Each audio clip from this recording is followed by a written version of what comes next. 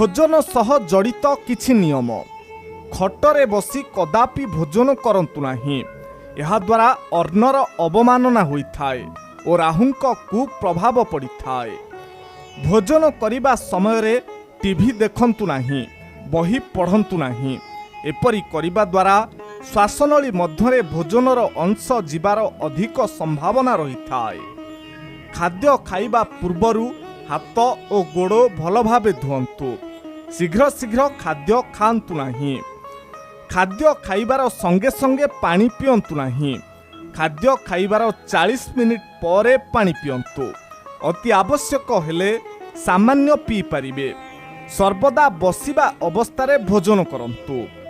भोजन परे लोके थाली रे ही हाथ धोई दियंती। यह द्वारा माँ लक्ष्मी को अवमानना होइथाए। चंद्र और शुक्रंकर कुप्रभाव पड़े। सुख समृद्धि ह्रास पाइथाए।